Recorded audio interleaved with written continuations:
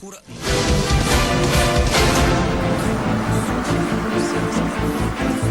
épouses des militaires se sont réunies sur Mali.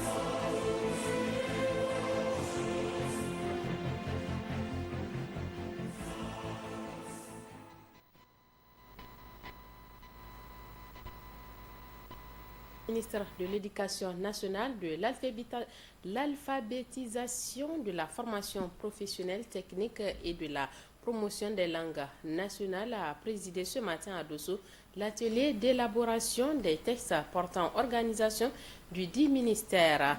Dr Elisabeth Chérif a mis à profit sa présence à Dosso pour inviter la direction générale de l'enseignement technique, de la formation professionnelle, mais aussi de la direction régionale de l'éducation nationale. Abdelaziz Mahamadou et Ibrahim Ide pour d'autres détails. Le présent atelier d'élaboration des textes portant organisation du ministère de l'Éducation nationale, de l'alphabétisation, de l'enseignement professionnel et de la promotion vise à concevoir un projet portant organigramme du dit ministère et déterminer les attributions de leurs responsables au lendemain de la fusion des deux ministères. Cette fusion, voulue par le président du Conseil national pour la sauvegarde de la patrie, son Excellence le général Abdourahmane Tchani, et le Premier ministre, son Excellence M. Lamine Zen Ali Mahaman, vise essentiellement la mutualisation des ressources, mais surtout l'édification d'un système éducatif performant, capable d'assumer pleinement son rôle social et notamment la promotion de l'égalité des chances et la production des citoyens désireux de contribuer au développement du pays, à son rayonnement sur la scène internationale et à la valorisation de ses cultures, de ses valeurs culturelles. Les participants sont aussi appelés à rédiger le rapport de présentation du projet de décret portant organisation des deux ministères fusionnés afin d'aboutir à un fonctionnement efficace et efficient du dit département. Ils permettront de garantir l'articulation cohérente des différents types d'éducation et ordres d'enseignement que sont l'enseignement de base 1 et l'enseignement de base 2, l'enseignement général, l'enseignement technique, la formation professionnelle, l'éducation non formelle, etc. Ils contribueront aussi à concevoir la structure d'un système éducatif véhiculant des valeurs favorables à la paix, à l'excellence, l'intégrité, la cohésion sociale, la solidarité, l'amour de la patrie et l'épanouissement physique, moral, matériel et intellectuel du peuple nigérien.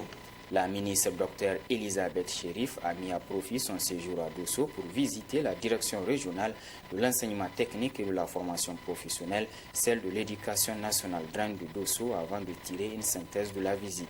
Le message de leur soutien, n'est-ce pas, et leur disponibilité à mettre tous les moyens disponibles, n'est-ce pas, pour permettre le bon fonctionnement de l'école nigérienne et d'accroître sa qualité, de lui permettre d'assumer son rôle social, celui de l'égalité des chances, celui de la promotion des citoyens qui sont conscients de leur rôle pour le développement du pays et qui sont donc disposés à aimer la patrie et à la servir avec toutes leurs compétences.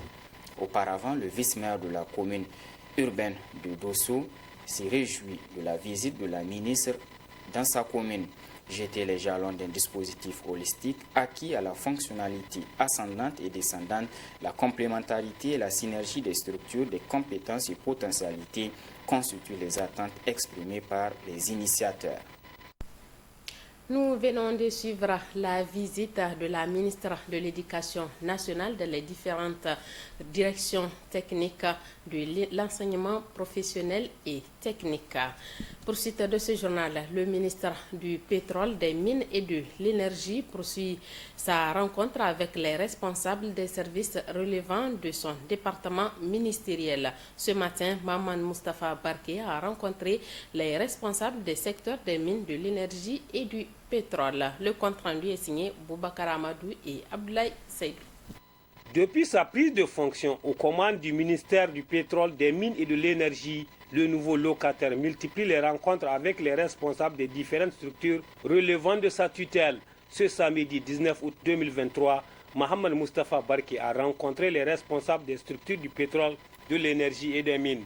Il s'agit d'échanger afin de dégager des perspectives pour faire face à cette situation d'urgence que vit notre pays depuis quelque temps. J'ai informé l'ensemble des responsables des structures qui sont sous notre tutelle que nous allons bientôt diligenter des audits pour faire le point de la situation à tous les niveaux. Et à partir du point de cette situation, nous allons identifier les causes et maintenant envisager les solutions. Dans chaque secteur, j'ai demandé qu'on identifie les mesures d'urgence qui vont permettre de tenir le cap pour que les populations ressentent le moins possible l'impact négatif des sanctions qui nous sont si injustement imposées. S'agissant de l'exploitation des mines d'Imouraren, le ministre envisage une enquête d'impact environnemental. Pour ce qui est de la nouvelle méthode que Imouraren compte utiliser pour l'exploitation de la mine, j'ai informé les responsables de Imouraren que nous allons diligenter une étude auprès de l'université Abdelmoumouni Dioufo, une étude d'impact environnemental, donc une étude indépendante qui va venir s'ajouter à l'étude qu'eux-mêmes ils font pour qu'on s'assure qu'effectivement cette méthode peut être utilisée sans causer de dommages irréversibles pour notre environnement ou pour les populations. La société nigérienne d'électricité Nigélec, quant à elle, a pris toutes les dispositions nécessaires pour le dessert en énergie électrique du pays avec les moyens à sa disposition, notamment dans la région du fleuve de forte consommation. La situation de la desserte actuellement, nous avons des taux de couverture variables. Dans la région de fleuve, nous avons 2 centrales qui produisent de l'électricité à l'absence de la ligne de connexion avec le Nigeria, à savoir la centrale de Gorubanda et la centrale de Istitmar, d'un privé qui est à Goudel. Donc à Gorubanda, nous avons une capacité de production normalement de 100 MW. Nous avons un groupe qui est de maintenance lourde qui n'est pas disponible. Les 3 autres groupes nous produisent 54 MW. Et la centrale d'Istitmar qui a une capacité de 89 MW ISO, donc à peu près 70 MW en temps normal. Elle produit actuellement 44 MW. Nous avons également un projet que nous sommes en train de mener à Gorubanda, la centrale solaire de 30 MW. Donc les travaux se poursuivent et on espère que d'ici 2-3 semaines, on va injecter au moins 80% de cette capacité sur le réseau. Cette série de rencontres initiées par les autorités de la transition démontre à volonté l'engagement pour faire face à cette situation d'urgence qui s'impose à notre pays afin de garantir le mieux-être et le mieux-vivre de la population nigérienne. À la date de ce 19 août 2023, plus de 110 000 contractuels de l'enseignement attendent toujours de rentrer dans leurs droits en ce qui concerne le paiement de leur pécule du mois de juillet 2023. Lenteur administrative ou désintéressement de la part des autorités dénoncées ce matin par les différents acteurs interrogés par notre reporter Suleiman Ousmane. Les enseignants contractuels toutes catégories confondues, à ce jour 19 août 2023, n'ont pas encore perçu le pécule du mois de juillet 2023. Une situation qui inquiète beaucoup les syndicats du secteur éducatif, notamment l'AFSS FPT Niger. Le 19 juillet, exactement, ça fait 50 jours que les contractuels de l'éducation de la santé ont travaillé pour l'État du Niger. Et malheureusement, ils ne sont pas encore payés. Donc, pour rappel, je crois que le 2 août, nous avons rendu public un communiqué de presse dans lequel nous avons fustigé ces retards. Mais aussi, nous avons demandé aux nouvelles autorités de la actuelle qui sont en train de diriger, c'est-à-dire le gouvernement du CNSP, de tout faire pour payer les pécules des enseignants contractuels. Nous rappelons aux camarades encore de multiplier, encore un peu plus de patience et de résistance. C'est une situation exceptionnelle, mais ce qui est sûr, nous fondons espoir que c'est à partir de ce mois seulement. Donc les mois à venir, Inch'Allah, cette situation, nous fondons espoir que le CNSP et son gouvernement prendront toutes les dispositions utiles pour que les véhicules soient payés et pour que les véhicules soient payés en même temps que les salaires. Et ça, c'est possible, Inch'Allah. Cette situation concerne également les PAT de certaines universités publiques du pays, mais aussi de l'OBEX. Mais selon certaines sources proches du dossier, le paiement des pécules des enseignants contractuels interviendra au plus tard le mardi prochain. La population de la commune rurale de Makalondi a organisé ce matin un meeting suivi de déclarations de soutien au Conseil national pour la sauvegarde de la patrie CNSP. Elle a réaffirmé son engagement pour que la paix, la quiétude sociale et l'unité règnent dans tout le pays en général, mais également à Makalondi en particulier. Compte rendu Mohamed Alpha et Rabiou Labo. Ils se sont mobilisés ce samedi 19 août 2023 au poste de Torodi. Eux, ce sont les habitants de la commune rurale de Makalondi, une localité, comme vous le savez certainement, elle est secouée par les multiples attaques terroristes depuis plusieurs années. Raison pour laquelle ce meeting, suivi d'une déclaration, n'a pas pu se tenir à Makalondi. Le Conseil national pour la sauvegarde de la patrie CNSP et le gouvernement de transition ont désormais tout le soutien de la population de Makalondi. Nous sommes aujourd'hui à Niamey pour exprimer notre soutien aux nouvelles autorités de notre pays parce que dans l'agonie du déclin irréversible de leur pouvoir, des partisans du pouvoir déchu ont sémé l'intoxication et la psychose de l'esprit de la population de la commune rurale de Makalondi. Ils avaient en effet, dans leur ignominie caractérielle et leur relents apatrides, laissé courir à la menace des représailles des terroristes si la manifestation s'est réalisée.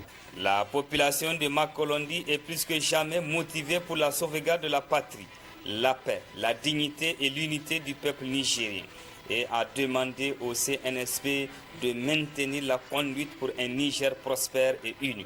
Ils nous confirment ainsi leur complicité infectieuse avec ces criminels au service de l'impérialisme et du néocolonialisme.